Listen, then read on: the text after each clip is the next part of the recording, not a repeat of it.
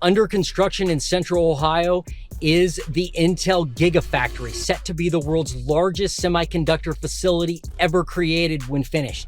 Promised as a game changer for our local economy, it's already driven up home values by over 20% in 2 short years, according to Zillow. But now Intel is facing massive delays and massive losses, and the project has been pushed out from a completion date originally of 2026 to now 2028 or even 2029. As a local realtor, a lot of people are wondering and they're asking me, hey Jason, what happens to real estate values if Intel fails to deliver?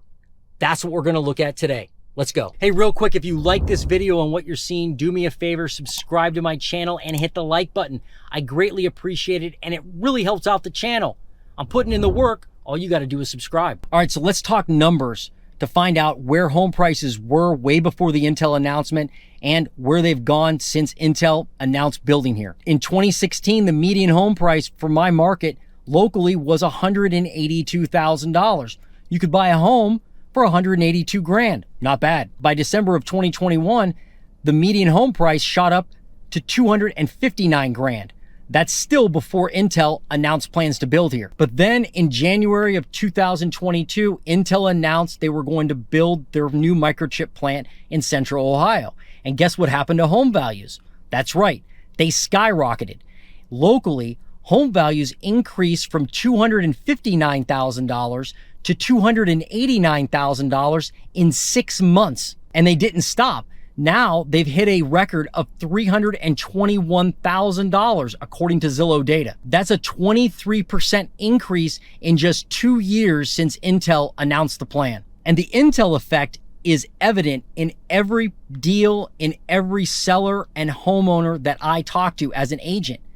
You can just add, I guess, 20% to every price because of Intel. As an investor, I'm constantly looking at market rents and market trends, and I've noticed that rents have skyrocketed too. They're up 20% since the Intel announcement. Not only has the Intel effect completely priced out local homeowners or would-be first-time buyers, it's also pricing out renters who just want a good place to live. I grew up in this area and I live only 10 minutes from the Intel project.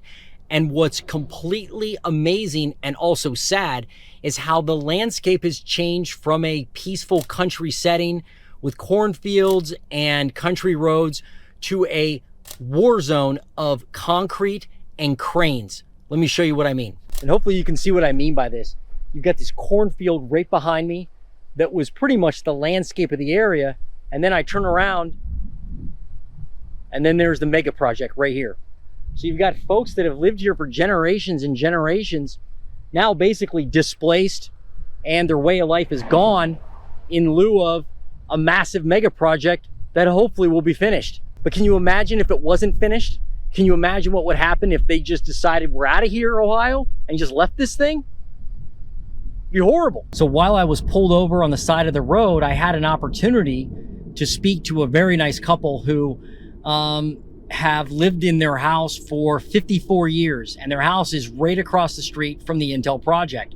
So they have their house on the market. They don't want to leave, but they really have no choice because it's a construction nightmare where they live. And they've seen their, the views they had on their front porch and the peaceful, quiet, evenings they could spend in the backyard. That's all been disrupted.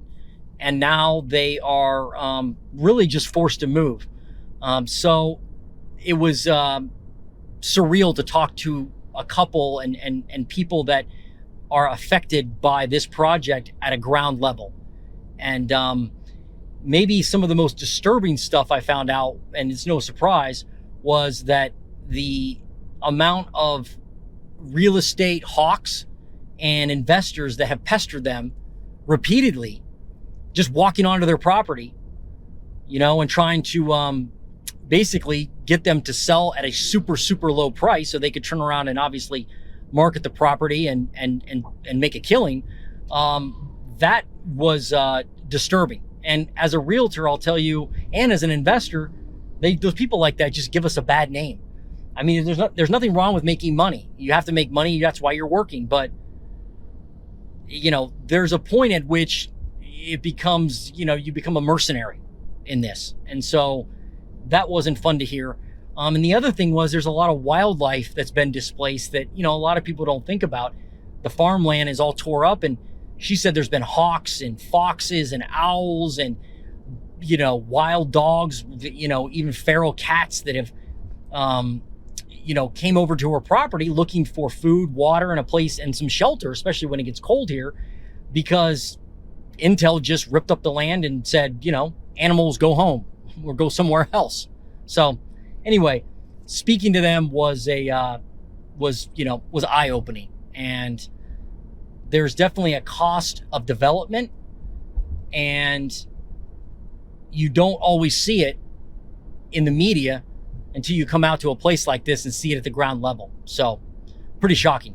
But now let me ask you, what happens if Intel fails? What happens if they can't finish the project and it just becomes mothballed?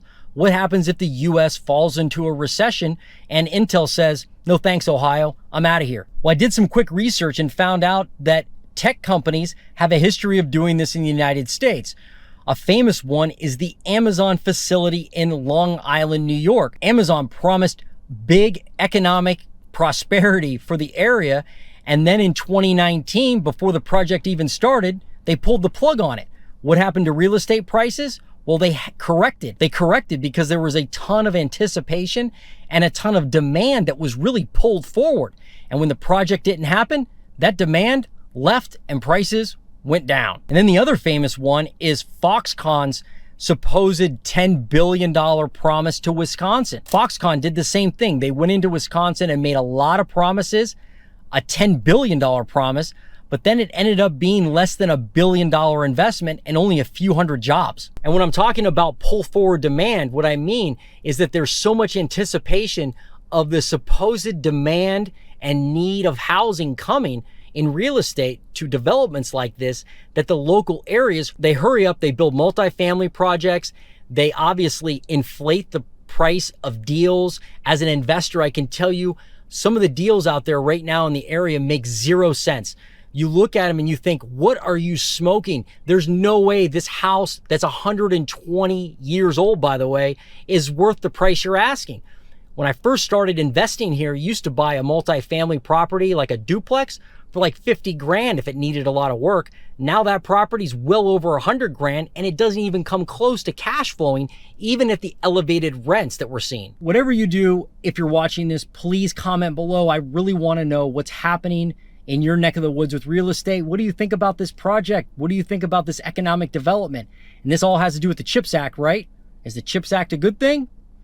These people didn't think it was. So if you're a homeowner in the area, or if you're a real estate investor in the area, what does all this information mean? What does this project mean? What does the potential delay mean to you? Well, first, don't panic, right? I mean, in all likelihood, the project's going to be finished. Who knows if it's finished on time? Nobody knows that except Intel. Maybe they don't even know that. So prices were already rising here. They've been rising historically here in Central Ohio, good, bad, or indifferent. And there are a lot of other projects like Google, Facebook, Amazon that have set up shop here already and have brought a lot of technology jobs to the area, a lot of construction jobs. And Ohio, Central Ohio, people are finding it's a great place to set up your roots because it's still relatively affordable. It's still relatively low traffic, low pollution, and the people are nice. At least I think they are. So I think it's still a great place to invest. It's still a great place to move. If you're a homeowner, though, and you're thinking about selling your house, I would think twice about that, especially if you have a low interest rate. I would hang on to that property if you can and rent it, because we're going to need places for these people to live. And right now, the inventory is very low. So we do need more inventory and supply, even of rental homes. So if you have a house and you're in Central Ohio, and you're thinking about selling because of Intel, or you're like, man, I want to sell and move somewhere else, see if you can keep your house, see if it'll cash flow with a renter in there, and hang on to the asset, especially if you have a low interest rate, 30-year fixed debt. Hang on to that property like grim death, because it could be something that you retire with in the future. Really think twice about selling if you live here in Central Ohio. As an investor, I would be very cautious about speculating the pull forward demand, meaning there's going to be a ceiling for the next few years as to what the locals can afford when it comes to rents. I mean, at some point, we will price ourselves out of the market as investors if we continue to speculate and think rents will go up forever. They may not. So be ultra careful about buying property, multifamily, and with property taxes skyrocketing like they are, everybody here's feeling that, you've got to bake all that into your numbers. You got to bake those anticipated costs. So plan with caution. I would also make sure, at least this is what I'm doing, I am making sure that the investments I do buy cash flow at below market rents and with extra expenses in there for the increased property taxes I'm going to see. Because if Intel does pull the plug on this project, I don't want to default on my loans. I still want to cash flow on all my rentals. And the other thing you can do is stay informed about the market, stay informed about Intel. And one of the ways you can do that is subscribing to my channel. The link's below. Also, do me a favor, like this video if you got any value, and tell me what you think about Intel. What do you think's going on here? Do you think the project's going to be finished? Are you from Ohio? Maybe you're not and you still have an opinion. I'd love to hear it. Comment below. Until next time, I'm out of here.